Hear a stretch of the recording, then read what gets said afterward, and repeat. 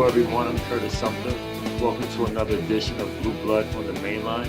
I'll be joined today by Henry Lowe, current Director of Basketball Ops for the Rams. What's up, man? What's going on? Kurt, no, thanks for having me, man. Excited to be here. Everything's good. How's it out there being with Cal Neptune and leading the charge out there in Fordham? It's great, man. It's great. He's, we've had, our ups and downs this season, but, working for Kyle, having played for him and also worked with him, on the Villanova staff, everything's been, smooth. I mean, it's, Fordham, it's kind of going through a little bit of resurgence on the basketball front. We got a new AD, whole new coaching staff. It's our first season this year. So pretty excited, man. I mean, we've had, a couple good wins, a couple injuries that have, sort of maybe thrown us off course a little bit as far as, but our guys have responded, man. So, everything's good up in the Bronx. I was so excited to hear that Cal got the job. I've known Cal for a very, very long time, growing up in Brooklyn, playing against him. And then, once he got to the program, becoming even closer with him. And then obviously getting to know you, my time at Villanova, and then hearing he was taking you with him, I was really, really excited, for the opportunity you to get there, get your feet wet, to go back home, to do something that you love. So I just want to give people out there who don't know who Henry Lowe is an opportunity to know who you are. So please give them a little background about where you're from and how you made it to Villanova. For sure. Yeah. So New York, born and raised. So it's also, it's cool being at Fordham, given that it is in the city. Was a walk-on at Villanova. I always knew I wanted to play basketball in college. Was not by any means a Curtis Sumpter level recruit coming out of school. But had just a lot of different mentors. And Ross Burns, Evan Pickman, Howard Garfinkel. And Garf was actually the eventual connection to Coach Wright my senior year of high school.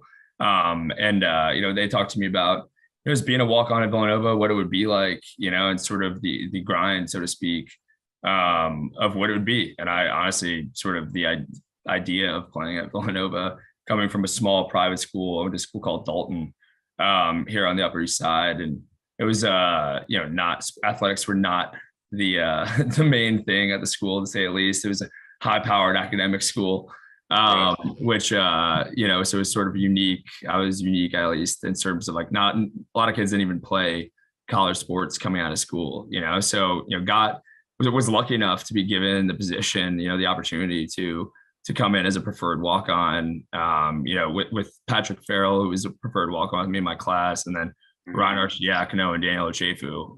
Those are the four kind of coming in. Obviously Daniel and Ryan, two of the best, the greats, also just really good dudes, which made it, an awesome experience. And, all the guys, man, as too, man, the program, couldn't say more positive things about it, just the whole experience, getting to know you, getting to know the rest of the guys, it's definitely a family brotherhood. And something that, I'm very happy to be a part of, just for the rest of my life, So I didn't know that you had ties to Howard Garfinkel, or maybe I did know that, but it's been a while. But your freshman year, was that 2012? Yeah, 2012, 13 was my freshman year. Right, 13. Kurt, so man, you don't listen to anything I say, bro. You can't remember anything, Kurt. Yeah, I'm kidding. Okay. So that was my the year when I was just retiring from playing, and excuse me, was trying to figure things out. I knew I wanted to still be involved in basketball, but wasn't sure. And I was speaking to coach prior to my season ending, saying that how I would love to, come back, try to learn some administrative skills. Right? I didn't even tell him I wanted to coach. Like we were kind of on terms of, I just wanted to learn some other skills other than basketball, being away from anything, being away from basketball for the first time, so to speak. I wanted to make sure going into the real world, so to speak, I touched up on a few things so I didn't fail before I started. And he came up with this great position and opportunity for me to join the staff. And that was definitely your first year. So while you were learning what it was to be a Villanova player, I was learning what it was to to be a coach and understanding what goes on behind the scenes. So it was a crazy year, so to speak, because Yeah. that Yeah. was like a rebuilding year for Villanova, for what coach was saying. So give us a little bit of insight of your freshman year. Like you said, you didn't expect to be on the team. You got this opportunity. How was it like that freshman year being a walk on Villanova? Yeah, no, it was awesome, man. I mean, went through the classic, thought I was way better than I was as a freshman, probably reinforced by the fact that I am 1-0 versus you in one-on-one. I don't know if we want to go public with that, but we'll have to talk Glad you about are. that for later, we're still undefeated. But Reason why I retired. It's the reason why I retired. yeah, yeah, I was actually the game of my life too. So yeah, I don't need to talk about that, but definitely a rebuilding year too. I think having you, we sat next to each other on the bench every game, and hearing you sort of talk about the years that you were on, sort of, built the Villanova culture in the early to mid 2000s with, Randy, Kyle, and just hearing you talk all the time about what it meant to be a Villanova basketball player, what actually playing hard was, playing together, being part of something that was bigger than yourself. That really like struck me. And I don't know if we've ever actually talked about this, but it was, as far as like us freshmen went, having your perspective, day in and day out in the locker room with us, on the court with us, on the practice floor. It was invaluable as far as, obviously a couple of years later, we were able to win our senior year. But I think a lot of that started with that freshman year, going through those ups and downs. It was the old Big East at the time. You're playing the best competition in the country, and really kind of doubling down and investing in, the culture and getting it back to a place where, we always said, we play for those who came before us. And I think you having your perspective as far as what that actually meant, and then also helping us learn it, was awesome. And I think really kind of set the tone for us, the next 4 years of my career there. I saw so much in that team. I saw I don't know, could have been my maybe my sophomore year, because Ryan Arch, the freshman comes in, he's like that piece to kind of help. That was kind of like our Mike Nardi. We were good our freshman year, but we had senior class, but we struggled with a whole bunch of other things. So our sophomore year was really like our freshman year, so to speak. But you saw talent, you saw hard workers, you saw Darren Hill, you saw Muf Yaru, you saw JP, you saw Daniel, you saw Arts, like you saw all these pieces that was there and just trying to like find their way, Yeah. right? And a bunch of good guys too. So I felt that, I had to kind of explain, basically, because when coach tells you guys what playing hard is and things of that, sometimes it can be looked at, oh, he's picking on me. But I was able to kind of just say like, nah, he's right. Or you think you're doing it right, but you need to do it this way, or kind of bridge that gap. So you knew what the expectation was from coach. And, For sure. And I spent a lot of time with you, because that's the good thing with the walk-ons too, because, and that's the job of a walk-on as well, is to reciprocate that message as well, in the locker rooms and things of that, when guys are going through their slumps and things of that. And you were so inquisitive, you and Nick and Patrick. And we were young too. We were really, really young. So I definitely emphasized a lot of just like playing together more, and really trying to not worry about the mistakes and things like that, and just playing as one. And we had so much fun that year because it was such a up and down year, right? Yeah. It was not. Yeah. I mean, yeah, we were, I always talk about, the LaSalle game. Arch goes in there, has like 9 turnovers or something like that. We lose, we lose to Columbia by 20 that year, right before Thanksgiving. I thought we weren't going to be able to go home, like it was like, there was the up, the downs for sure. And then the ups, that 1 week we had that really like got us to the tournament, beating Louisville, number 3 or number 5 in the country, I think it was. And then that was a Tuesday night, 8 p.m. game. And then On next, first Big East game, he drops like 32. exactly. You know, like those a lot of milestone In moments. Syracuse at the buzzer, Syracuse. JP, big bucket, Arch hits a buzzer beater to get us to overtime. We were just gritty, man. I mean, it was like, it was, I mean, it's in some ways a little bit similar to kind of, I use a lot of the perspective from that year. We're trying to build a new culture here at Fordham.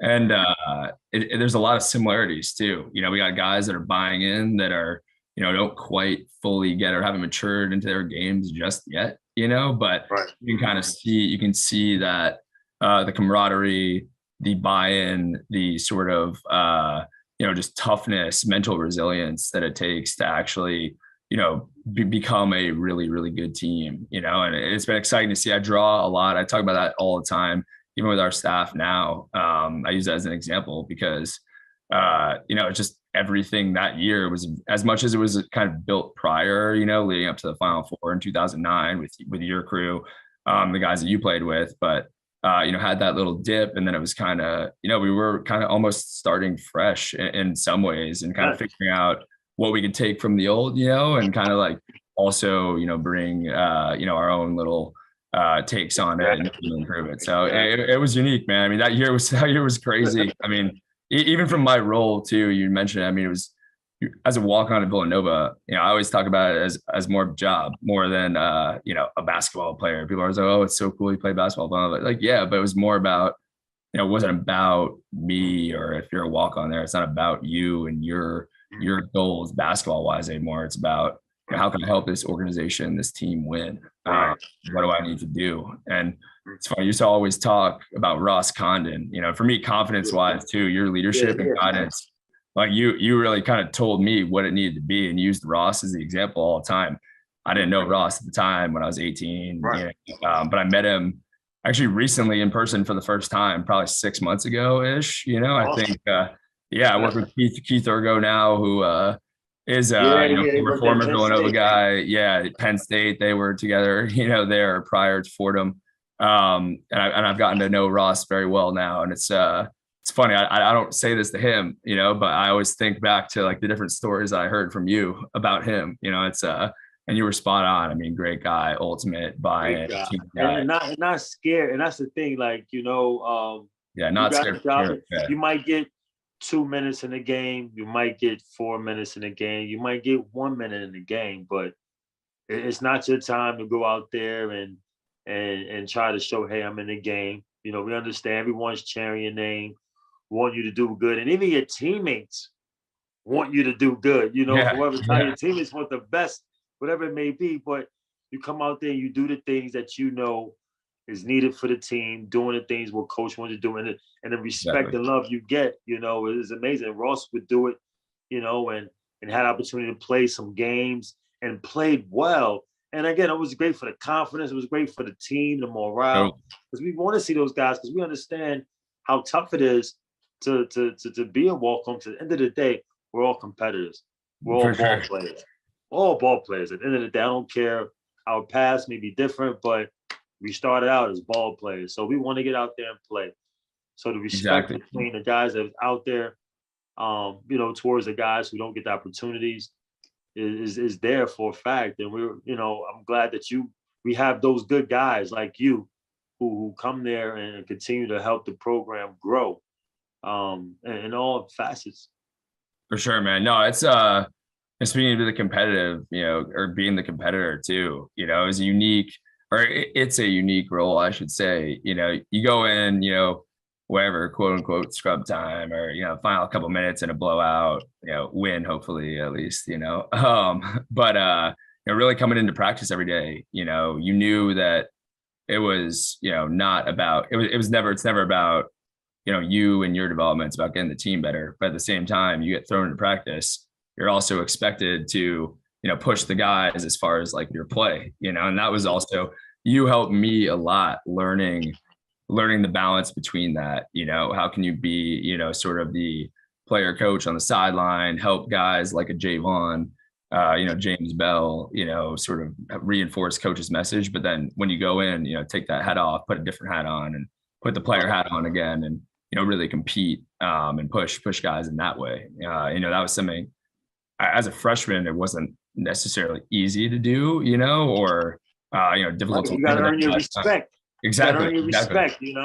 Yeah, and to be able to wear many hats, it's sort of it's like the first. I feel like that's a good skill, I guess, in life, and any job you have or whatever. And that was sort of I felt lucky to have, that being one of the first experiences at a young age, which is also the value I think of playing on a team in college generally. But I didn't sense any fear from you, Henry. Like I said, you were very, very inquisitive, asking, trying to learn. It's no surprise now you are doing what you're doing.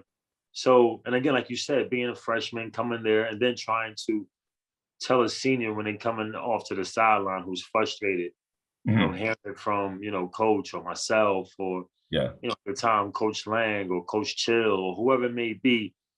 And they don't want to hear from nobody else. And then you the last person. And yeah, then, they can't say nothing to us four coming down the line, but then there's you and you say something, they could probably just explode. But the same respect as they pass the four coaches when they come to you, the message sometimes can be received a little bit different, for because you sure. guys are spending time back together in the dorms, and you guys are having those other conversations. All that, makes, a huge difference, because you can stop a player from blowing up, at Yeah, coach or something like that, just maybe losing their head for a second. You know what yeah, I mean? So, totally. definitely, That's and I'm sure it's yep, yeah. happened plenty of times. That's what Exactly, we do. man. I mean, I'll yeah, stop you. you learn to communicate, and Yeah, take, sort of adjust the message, that, if you're in the heat of battle, you're not, it's not necessarily like you gotta be strategic with how you communicate, and having the relationships, I always, I when used to always you talk to you about communication. We yeah, always hundred always talk percent, man, about 100%. communication. Yeah, and you gotta think hard. But I mean, it's literally the most important thing. I mean, I've Word thing. only like the more it's my sixth year out of college now, and I think you only realize more and more the importance of good communication. And I think, as my freshman year as a walk on, you crash course in that. Wasn't good at it all the time. But hopefully I was better over time. But I think, that was the thing about Villanova that was different, for me, hearing I had guys that played other places, had success on the court or had similar role to me. And the thing that I realized quickly, it was different about Villanova, the whole everybody's role is different, status is the same. We stuck to that, and everybody was shown the same kind of respect. And, we always said it takes everybody to win. And I'm a true believer in that. I'm trying to instill that into our kids now at Fordham.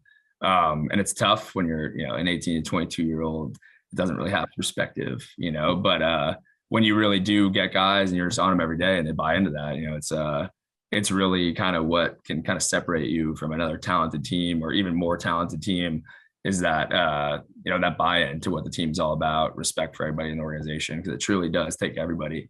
And I think that's what actually made us, good when I was a senior.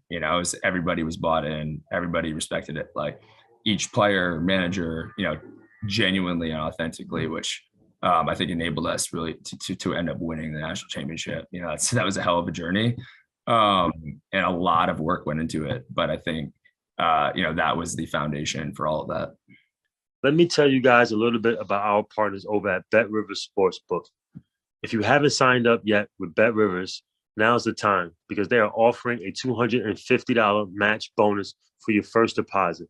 What sets them apart is that they require one playthrough just to turn your bonus into cash money.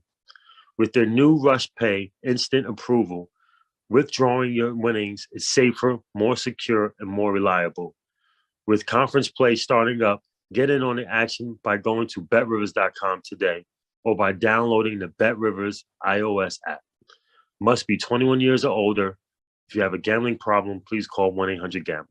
So everything you just said, took those 4 years. You guys went through it all.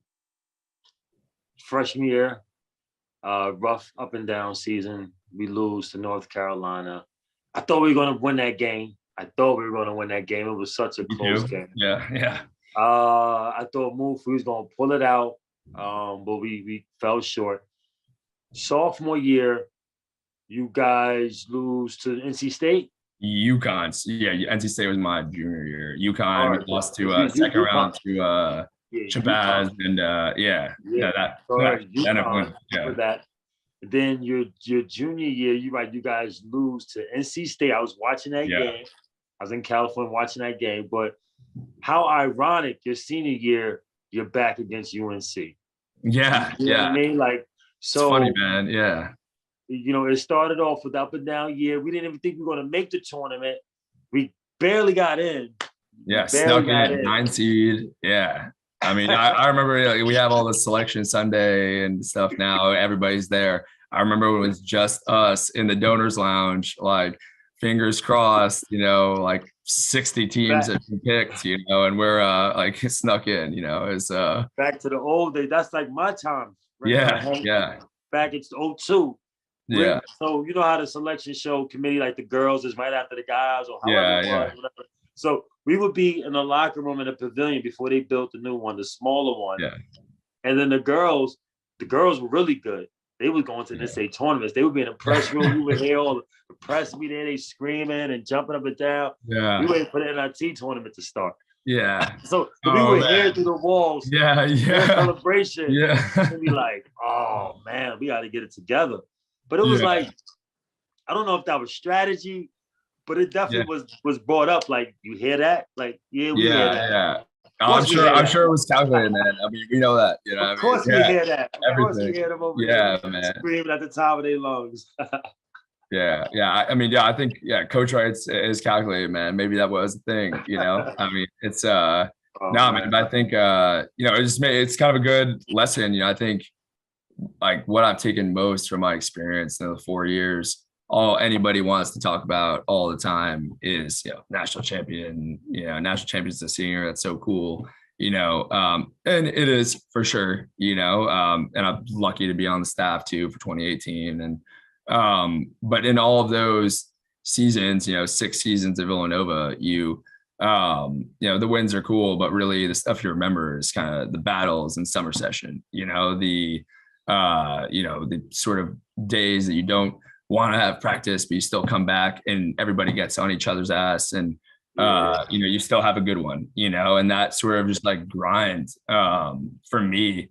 I sort of, and maybe I'm a little crazy to say this, but the championships are cool, but really I never think about that ever. When I think about my experience at Villanova, I think about, grinding with Dante and Eric when they were red shirts when I was a senior with Coach Nip, and going Championship is through for the fans. It's for the fans. And don't get exactly. me wrong, it is good. It's good. Trophy. It's good to have one of those, but Exactly. the relationships, Oh, what it takes to get there, those are the things that you really, cherish more than anything. Because those moments, like you said, just don't go away.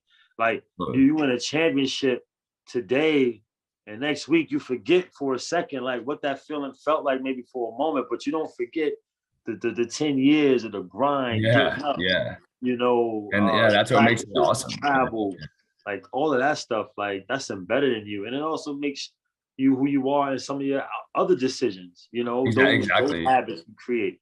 Exactly. So, like when we're sitting around, man, like summer jam, or even Eric Pascal, he came and was practicing with us in the summer up at Fordham for like 2-3 weeks when he was back home in between and before he signed with the Jazz. But we never at any point in time are talking about, oh, the run was so cool, or we thank God we won the championship. We were talking about his redshirt workouts, like 3 hours before the game. He's not playing at all. He's down and out or whatever. We're killing each other, being physical, playing one-on-one. I used to kick his ass a little bit, and then he started kicking my ass. I mean, it was just like, and it's that's what makes college basketball special. I think for someone like me, it was not not even close to like a blue chip recruit, to be able to experience that, and be part of that. And then now to see a guy like Eric or a guy like Dante who, similar thing, succeed. So like, at the highest level, it's sort of, that's what makes it special, and I think that's why I'm back in it, to be honest, is to to see kids that, you know, want to just do things a little bit differently, care about, you know, the sort of stuff that's authentic and genuine, and really help them achieve, you know, their goals beyond, you know, beyond just college. What made you stay for your well, after winning a championship? I'm sure you didn't want to leave campus. Not many would, but I'm sure, like you say, you went to a high academic high school, Dalton. So I'm sure getting, you know, your master's was probably in your plan from the beginning, or something similar like that. Maybe staying your fifth year. But what made you decide to really go into coaching? Yeah, you know, I don't think I just loved it, man. I think you know, college athletics is a unique business, you know, and I think you know, the types of people that are in it, like just the nature of the job, you know, sort of almost you're more almost like a servant leader, a teacher, you know, helping kids, you know, 18 and 22-year-old kids that have all this potential, you know, but all that potential is you know, meaningless without sort of the guidance, sort of the you know, support system of a coach, you know. And I think for me too, you know, I grew a lot, far more than I ever thought I would in college, just having been a part of the program. And I wasn't ready to leave that. You know, I felt like I was given so much by my experience, you know, for the 4 years that I was there. I was like, you know, I'm not ready. I want to be able to pass this down, you know, and I cared a lot about it, and still do, you know, which is why I'm back in it now. And I think it's special, man. I mean, sort of to have the opportunity to, I never lost sight of the fact that, you know, it was a privilege to be at Villanova, you know, to be around a guy like Coach Wright, to be, you know, in the ranks with like quality guys like you, like, you know, like Taj Bell, Javon Pinkston, Ryan Arch, you know, just to be in the mix of those types of people. You know, I always tried to take a step back and remind myself, you know, how special it was.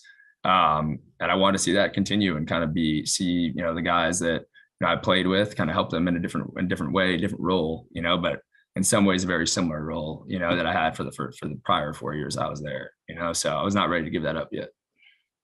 I definitely think, and matter of fact, I know for sure you're going to be a great coach, Henry. Thanks. Like I said, just from the moment you arrived on campus, my first year, again, learning how to be a coach. If there's any player on the whole team that I gravitated to the most, was you. And I think you can, you know, contest to that. You and I shared a lot of time together. Totally. Not for only ones we were sitting next to each other at the end of the bench, but doing practices, whatever it may be. Again, I was trying to just be another voice to the team, build my relationships with the guys. But you were definitely a guy who I relied on as well to, you know, be another voice. And I think you did a great job, you and Nick. And everyone just loved you, Hank. You know what I mean? I know you mentioned earlier in the podcast, you know, you want to know against me. So just to touch base on that. You was trying to get me out there all season, and I wasn't happy. When I said I retired, I told myself, like, you're done. You're not picking up a basketball. And that day I decided to pick it up, and you were there, and we played a little bit. You got me. You decided to pick it up, man. It was an unfortunate decision for you, man. You know what I mean? But yeah, we're never playing again, by the way. I'm keeping the water up. I'm not mad. I'll be talking about this to our final days, man. You know, just to hang on over, because no, but in all seriousness, man, I think you know, I appreciate you saying that. You know, seriously, I think you know, even for me too, like I gravitated towards you as well, because I thought it was pretty unique talking about like the respect, you know, of all people in the organization, on the team. You know, I was, you know, the new freshman walk-on, right? Maybe not really even necessarily, you know, involved in other programs, in all team activities, or seen as like a value add to the team. And it was like my first like look into what the Villanova culture was all about. Was you, you know, always talking to me with a level of respect that and belief in me, you know, in my role, and you know, not only like, you know, as a basketball player sometimes, but also, you know, teaching me as a walk on others. And I actually at first was like, oh man, like there's like no way Kurt was actually like a really good player here. Like I think he might just be like a really smart guy, you know, just blah blah blah. And then I realized like, oh, like damn, like if he didn't have 18 knee surgeries, this dude would have been like a top 10 pick, you know, is like a focal point of, you know, what Villanova is all about, you know. And I say that because it was like, you know, when I started hearing that, I think I had to ask Ryan because I didn't know a lot about Villanova basketball before I got there. And it was like, no, Kurt was like, you know, literally the guy, you know. And when you went down to Florida, I heard the whole story. And I was like, wow, you know, this dude is clearly a big time player, clearly, you know, a fantastic guy. And for him to, you know, come and, you know, have the level of humility to sort of go out of his way to make sure that I had a good experience as a freshman that was learning, that cared that I wanted to learn too. That was extremely impactful to me, man. You know, and I guess I have not been able to say this to you in the last, that's why, man. New Yorkers stick together, man. No, that's together, bro. You know, respect. Yeah. I can't help it. It's me. That's how I learn. Everything's about respect, and that's one thing I would always wanted to let you guys know, or to tell you guys. I wanted you guys to make sure you all respected each other. Totally. You know, because and that was clear. It don't matter. You can't do nothing. You can't do nothing if there's no respect there. You know, and we had to learn the hard way. So if I was able to help you guys learn a little faster, I wanted to make sure there was no differences in between, you know, this guy doesn't play and this guy play or this and that, because again, we were in a unique situation with the team and the culture we were trying to rebuild. So I wanted to nip that bud out. I wanted to nip that out the way right now. Like everybody gonna respect each other, at least in the presence of me. Yeah. You know? And that was clear, man. Like I felt that from day one. You know, you were like an unbelievable presence, you know, for us. You know, we were, you know, like you said, we had a lot of young guys on the team. You know, we also had Mislav, who was in that freshman class, ended up transferring. Mislav, what's up with my guy, Mislav? Yeah. Oh man, yeah, he's good, man. I actually haven't talked to him in a minute. I gotta hit him up. But you know, maybe he's probably in Croatia, just crushing it. That dude need to be a model or something, man. Yeah, for sure, man. Yeah, I mean, he was a beloved figure on campus, that's for sure, man. He money. Yeah. I think you know, that was clear. I mean, from day one, I thought it was just so unique. You know, the more like we built our relationship, and the more I really realized, you know, like how much of a, you know, on the court stud you were, you know, and kind of the level of success that you had. That was my first real like lesson, I guess, at Villanova, was like, you know, this is really different. This is a place, you know, that thinks differently, is authentic, you know, and really means what they say about, you know, being part of something bigger than yourself. And, you know, you were kind of the first line of teaching for me in that. So I thank you for that, Kurt, seriously. Henry, I can't tell you, that year did a lot for me. You know, even personal sense, gave me some better direction on where I wanted my life to go. Because again, like I said, I was playing basketball, not sure what I wanted to do on my next opportunities, but coming around the team, being back immersed in that culture, which was home, I didn't feel like I was gone. I felt like I just left the day before. Everything just felt the same. Yeah, people's roles and, you know, around the campus might have been a little bit different, but after being there, you know, a couple months, it felt just like home. And I knew that I wanted to, you know, get back into basketball of some sort. And then the opportunity ultimately led with the Sixers, and I wanted to stay. After spending that year with you guys, getting really, really close to Moof as well, and getting a chance to going through the whole recruiting process of Josh and Chris. Yeah. Remember, like, going through that? Totally, man. Totally. Yeah. I was there all summer too with them, moving them in, getting all like, you know, getting DO right. You know, from 1 year to the next. Darren's transition. I told Darren so much about the transition from his sophomore year to his junior year, how that was going to be significant, and how we had to make a huge jump that year, and the things we had to do. And he had an unbelievable junior year. So I had plans on just being back, and then the opportunity with the Sixers came, and coach was like, "Hey man, you got to, like, you know, take that and see." And dude, my one-on-one victory, man, was even more valuable after that because Connor Johnson, who was a GA at the time, you were obviously working together a little bit with him. And I heard that, I got you when you were pretty much out of shape and, like it was like the perfect scenario, perfect storm, what I mean? But then Connor was telling me when I saw him at some point, the year following you were going in practice, and like workouts with guys and just kicking some ass, and I was like, wow, Kurt is the real deal, man. After that ass kicking, I started thinking maybe I don't need to call it quits right away. But it was totally different when I got with the Sixers. Like I'm telling you, the first day, like day one on the job, I'm there doing play development assistant. So I'm going, okay, let me help out real quick. It's training camp. It's 3 teams, red, white, and then like another team, blue. Yeah. I'm like on the red team, the guys trying out for the team. Yeah. And I'm like, yeah. No, I heard that, man. I mean, I was like, yeah. I'm like, what? And I know. I said, I'm not surprised, dude. You had a couple times in pickup that summer too.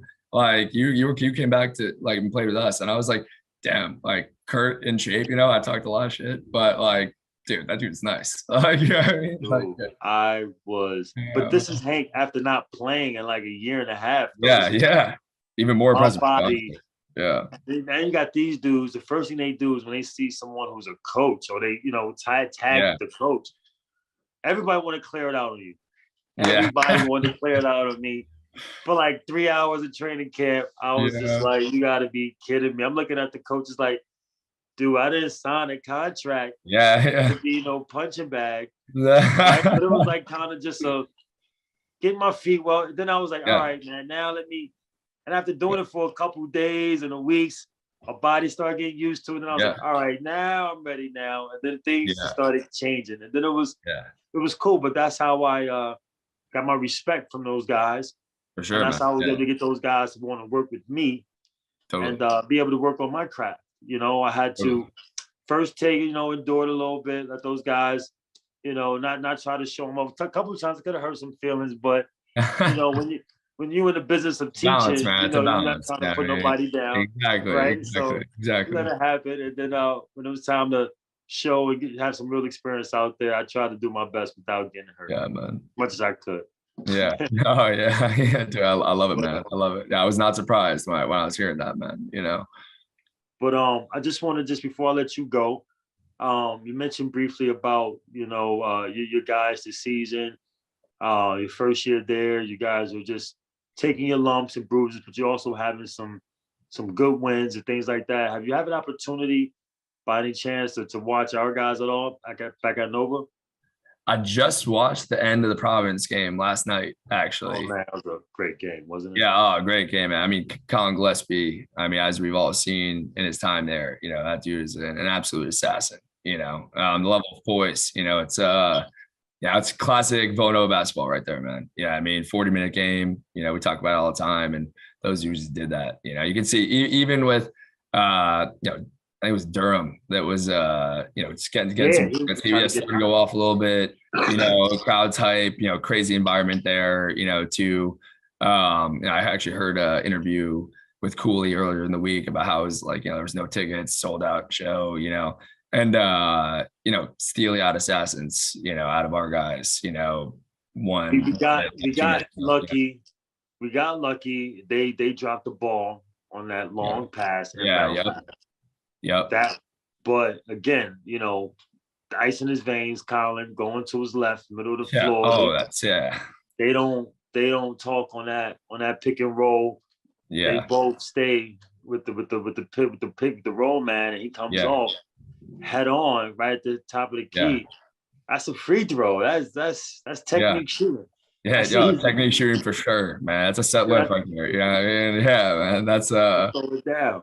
Exactly, man. Exactly. I mean, even Slate's long pass, man. That was like just a read out of press O. For him to have the composure to throw that, and really the balls to throw that. I was like, right at that time, almost like seamless. Right to the pocket too, I was like, right. Usually that pass, that thing will spin, go. Yeah. Oh man. Yeah. But unbelievable game atmosphere, and for sure. What a team Providence and Coach Cooley is. Oh, they're I killing admire it, that guy. I've had an opportunity to meet him and work with him for a week with USA Basketball, and what an unbelievable guy. And I'm so excited for the program. Like, I worked back with him in 2012 after your freshman year, and that's when I met him. And to see where the program is still now, where it's going, like, that guy is an unbelievable person. You know, I'm not gonna say coach. He's a person. Totally, man. You can tell his guys love him too. You know, the relationships he has. You know, and then also, I mean, the dunk, man. You know, Kurt, man. It's a crazy place to play. You know, there's honestly of all the places in the Big East to play, you know, the dunk was by far my favorite to get. It was always a game there, man. It didn't matter how good we were, how good they were. You know, it was always a battle. You know, I mean, I used to love the dunk. You know? The dunk had the best fans as far as like student section. Yeah, like the dunk student section. Yeah, the things that they would say, insane. Right. Yeah. They right there by your bench, right signs, costumes, like. Totally. Hats off to the marketing team there too, man. I mean, like the videos. The Dunkin' Donuts Center. Yeah. Like you were the here. videos like, they'd be playing the timeouts. It'd be like a movie montage with just like hilarious lines, just crazy, you know. Like a miracle speech would be coming on right at the right time, you know. I mean, I think even at one point, like in my 6 years, like I think I saw like a grown man in like a Spider-Man suit yelling at you, man. Yeah, it's like you're just like you're never like surprised by anything there, man. It's they had the fans try to dress up as one of our players my freshman year, right? like they had a crazy heckler. This dude, he must have been like doing sets at the local comedy show, like on the weekend. This dude was funny. He was killing roasting our bench. That's and coach was walking up and down the sideline, you know, tough game, and we try not to laugh, but everything he's saying, it's like you gotta be locked in 94 by 50 feet, man. But sometimes you're like, oh, this is pretty hilarious, you know. Coach is looking to make sure we into the game. And I mean, he getting on every coach, every player, outfit, media picture, what they said in the media book about whatever their favorite food, like he was just roasting everybody, and it was funny, and it was like, you know, when you're young, you try not to laugh. You could probably laugh in high school. I dare you laugh and get into that, you know. Man, you're in my head, I was cracking up, but you're always just like totally serious eyes. You know, let's go. The dunk is definitely one of those places. For sure, man. That's one of the players. That's what Big East. I mean, last time I feel like it's classic, like Big East battle, man. You know, you even see it on TV, man. I was like, it's there's nothing like it, man. You know. So when's you guys' next game, Fordham? We play George Mason this Sunday. Yeah, we took a tough L to VCU last night. Great program. VCU? VCU, lost by 5. Started a little bit slow, but came back second half. You know, the extremely talented team though. Then playing a really tough George Mason team this Sunday. You know, so we'll the A10's a great league. I mean, very similar, maybe similar like more of the old Big East, man. It's a lot of like older guys, just tough basketball, extremely physical.